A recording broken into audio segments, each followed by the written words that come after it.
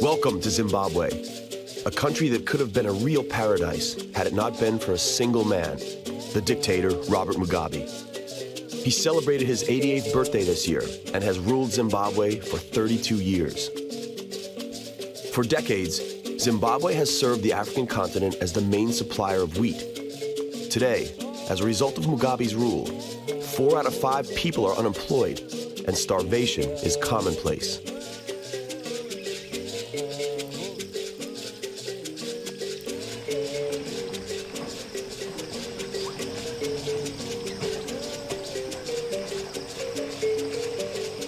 Among other things, Mugabe confiscated the land of white farmers and divided it among people whose loyalty he could depend on, but who were, at the same time, not up to the job.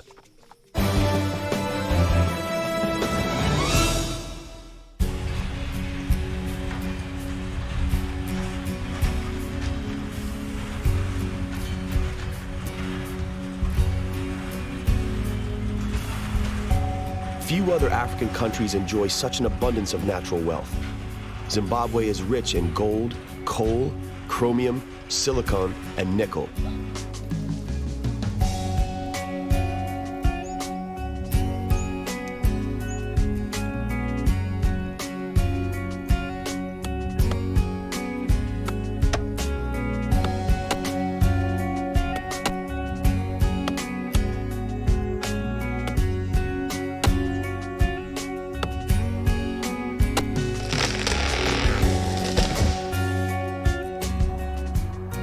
Over 12 million people live in Zimbabwe, most of them native Africans. Many white people used to live here as well, and most lived here in 1975 when they formed 5% of the total population. Today, this number is negligible. 80% of the inhabitants are the Shona people. The second largest ethnic group is the Ndebele people, living mostly in Matabele land in the western part of the country. They conquered the Matabele land plains in the 1830s. Until then, this area was inhabited by the Sana people, otherwise known as Bushmen.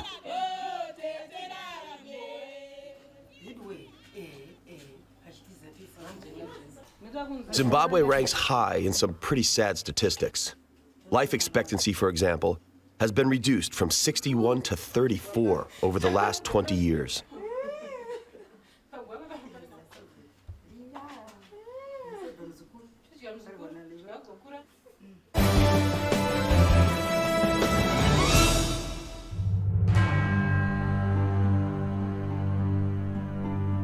The Matobo mountain range is the spiritual heart of Zimbabwe.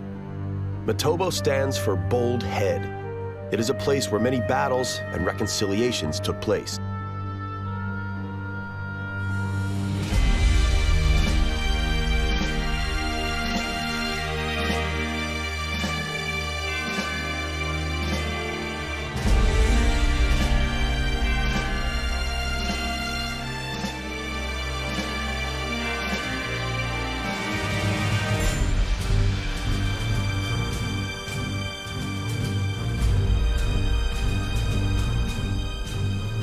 The caves found in the Matobo Mountains hide many mysterious wall paintings depicting hunting scenes. Some are as old as 10,000 years. Human remains and prehistoric tools reaching back 35,000 years were also discovered in these caves. Cecil John Rhodes, a British entrepreneur, after whom the country was initially named Rhodesia, has his tomb atop this mountain range.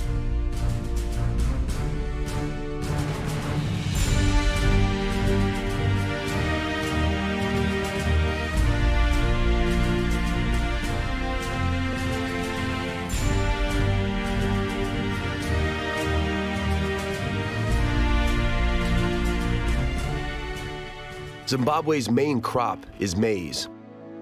Similarly, as Europe was once saved by American potatoes many centuries ago, Zimbabwe is kept afloat thanks to maize, also originally from America.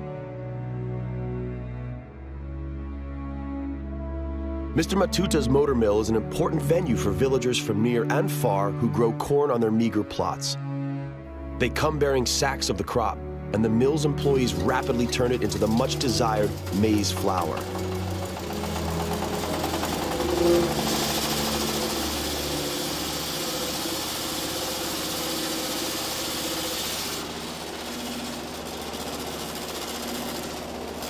The old and worn machine makes the job rather risky. Fingers are constantly in danger of being chopped off. The flour grinding process always attracts curious onlookers. The owners, on the other hand, prefer a nap in the shade.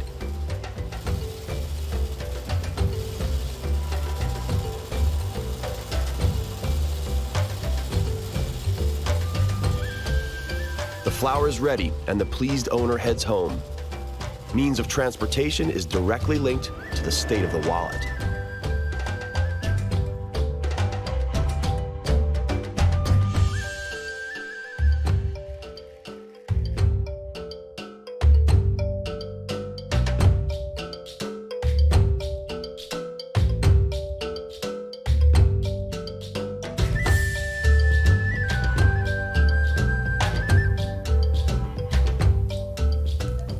Sadza is Zimbabwe's national dish. It is a thick maize puree. In slightly varying forms, it's the staple food of more than half of the African continent. Mrs. Constance Matuto prepares some in her clay kitchen. When seasoned with a little oil and spices, it makes for a tasty and nourishing meal. Cutlery is nowhere to be seen, but the crockery is lovely.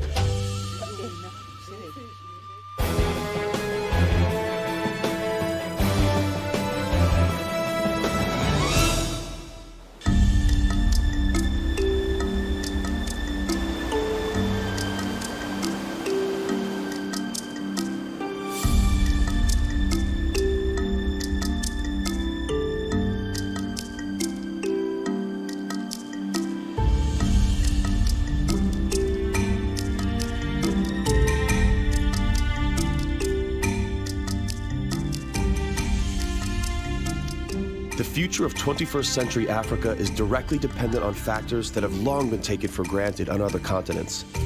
Enough quality schools to ensure education and adequate supply of water, respectively.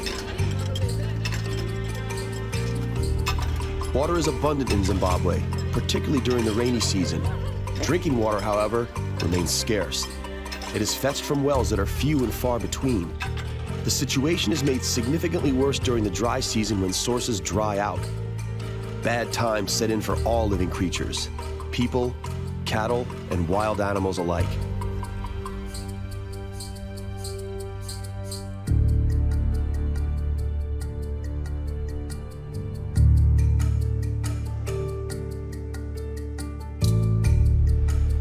Desperate times call for desperate measures.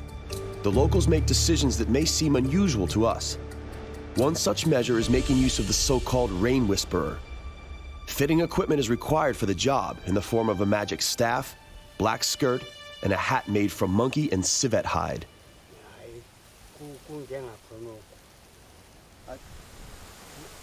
The sacred ceremony in one of the mysterious Nyelele mountain caves in the Matabele Mountains is out of reach to whites, who are believed to have transparent ears and could not hear God's voice in any case.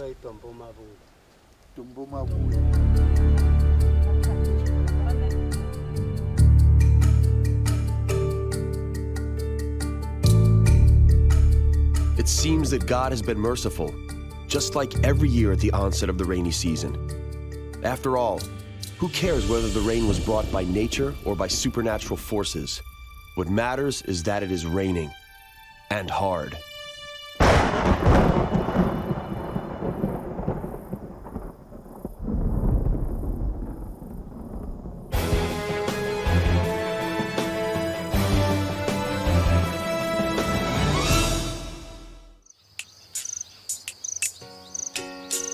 The rain has ceased. There is a rainbow, and the endless pastures of the Hwange National Park are lush and green. Ostriches stroll peacefully, using their sharp vision to spot predators lurking in the tall grass. Evil tongues claim that an ostrich has a larger eye than brain. So what? It doesn't seem to bother him. The The African bush is overflowing with life.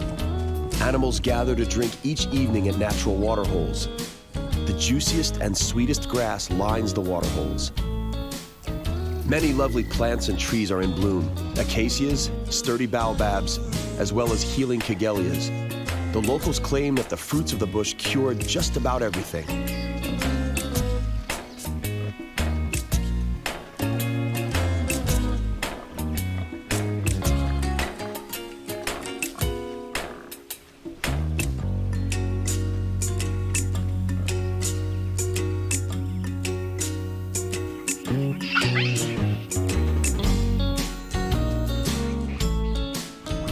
The diversity of life here highlights the intricacy of the ecosystem and the importance of every animal. This is the time to slow down and really look around.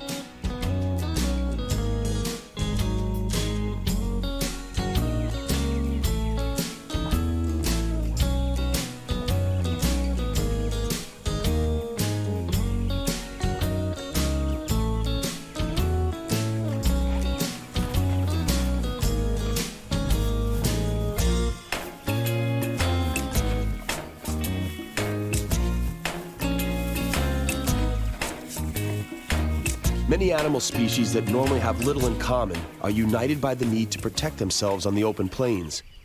For this reason, ostriches, zebras, and wildebeests are seen here living as one. The arrangement is mutually beneficial.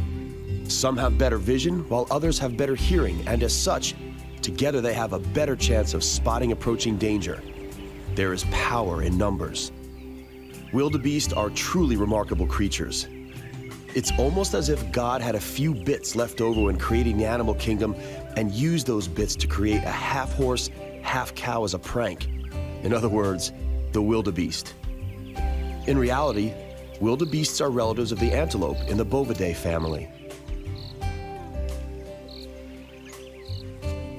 The tallest land animal, the giraffe, also lives in the Hwange Park. The males reach a respectable height of 5.5 meters and weigh around a ton. Arabian merchants once graced a giraffe with the name Zarafa, meaning the one that walks fast. Its Latin name, Giraffa camelopardalis, is a reminder of the mistaken idea that it was a cross between a camel and a leopard. The giraffe's height provides it with a remarkable view and enables it to feed on vegetation inaccessible to other species. In everyday life, though, this height presents a complication. Even such mundane feats as quenching thirst entail a complicated operation.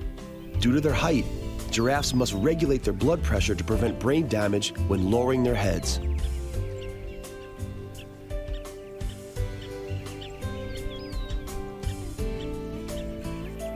Pride of the Hwange National Park is the rhino. According to one of the rangers, Godfrey Kanye, annually poachers in Zimbabwe kill tens of rhinos.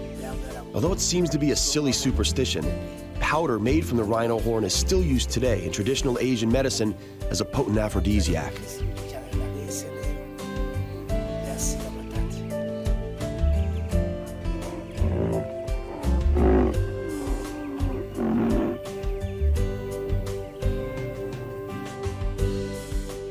The rhinoceros, together with the elephant, rank among Africa's mightiest animals. In Zimbabwe, as anywhere else in the world, the lion is the ruler of the animal kingdom. This pride of 4 lionesses and 4 playful cubs are resting peacefully, having had their day's fill. A curiosity is an electronic collar worn by one of the lionesses, which enables scientists to monitor the movement of this pride while in the bush.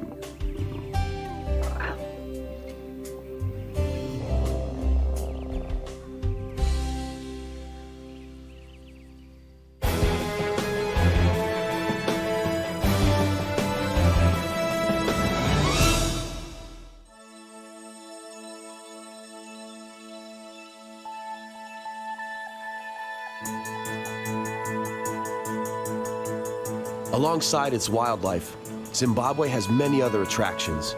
With Zambia, it shares a world rarity.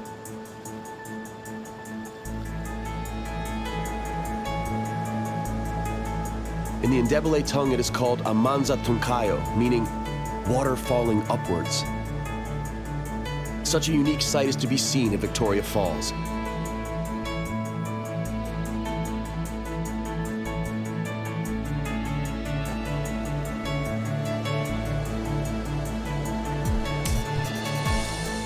The waterfall was discovered in 1855 by a Scottish traveler and missionary, David Livingstone, who proclaimed that such a stunning sight is certainly admired by angels as they fly overhead.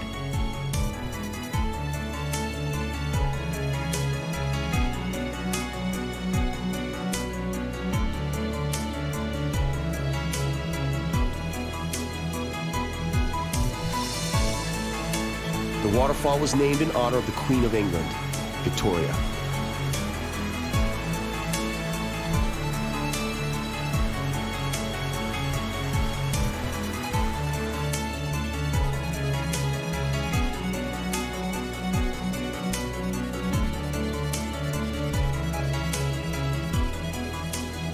On its way toward the Indian Ocean, the 1,700-meter wide Zambezi River suddenly drops into a 100-meter depth.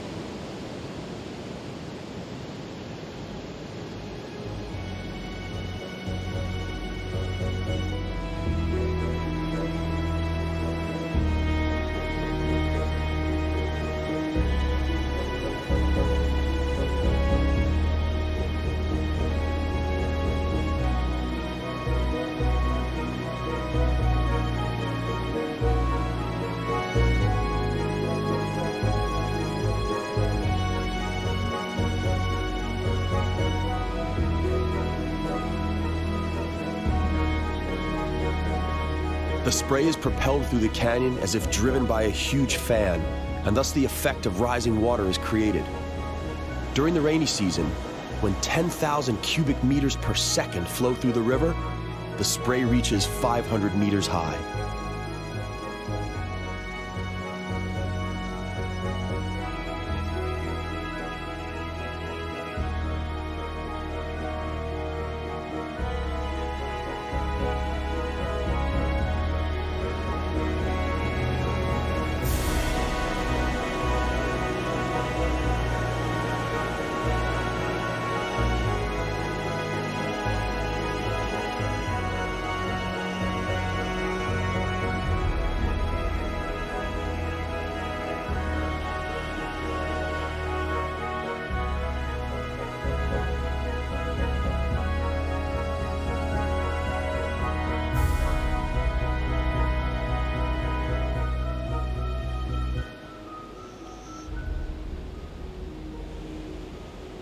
The wild rapids on the river Zambezi are tamed by the massive Kariba Dam built at the end of the Batoka Pass. The dam has been essential to the development of the mining industry, which requires substantial amounts of electrical energy. On the other hand, the dam has driven out the Tonga tribe, who inhabited the river's banks and lived off fishing. Long gone are the romantic times when hydroplanes were the only means of travel from England to southern Africa. Today, there are much more prosaic means of transportation across Zimbabwe. The bravest of the wildlife admirers may wish to encounter Africa's deadliest animal, the hippo. There are up to 20 hippos in a single bay. The hippopotamus, although a vegetarian and apparently clumsy, is capable of decent acceleration. Hippos are territorial and can be driven to furious rage when their habitat is compromised. The locals claim that whoever crosses a hippo's path seldom gets away alive. As this bad-tempered specimen clearly demonstrates, the hippo is well equipped to bite an uninvited intruder in half. No need to test all theories, surely.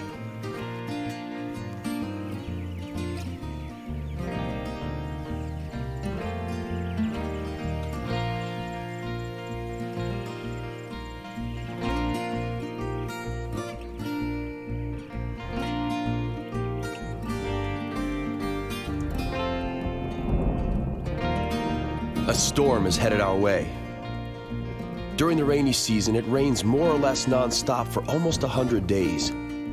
The storms irrigate the scorched land, and dried-out riverbeds, as well as water levels in lakes, rise by several meters. There is no need for wildlife to migrate all the way to waterholes, and so the already slow rhythm of life slows down even more.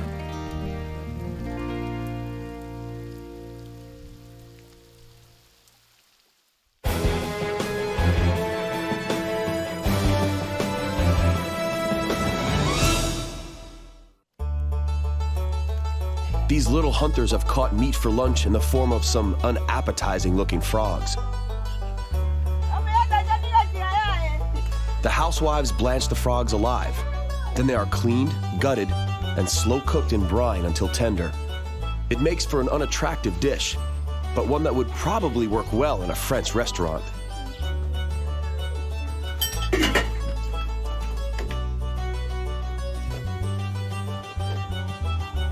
Waiting for the meat to cook is the perfect opportunity to tell stories.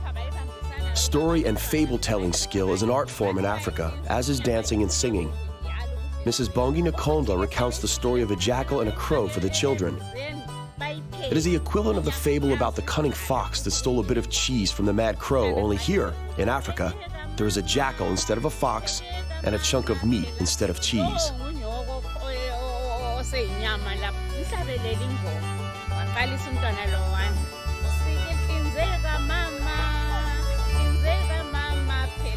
The frogs are done, and everyone awaits a piece of the delicacy. Lack of foodstuffs is a problem in Zimbabwe. The people in the famine-stricken areas, and the children in particular, are dependent on foreign aid. These kids count among the luckier ones.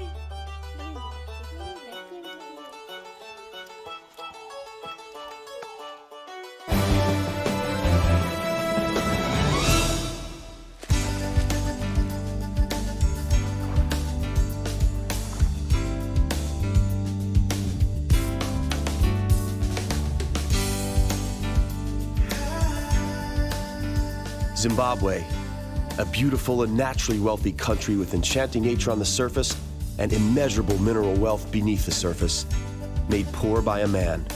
People die of starvation here.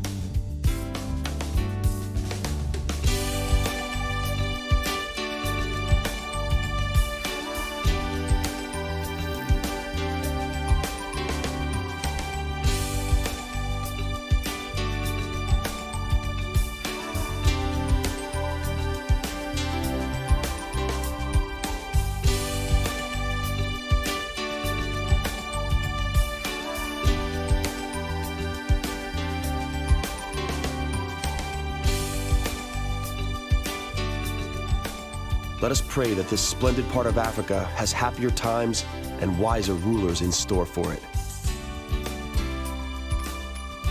Lisa Lekule, Zimbabwe. Farewell.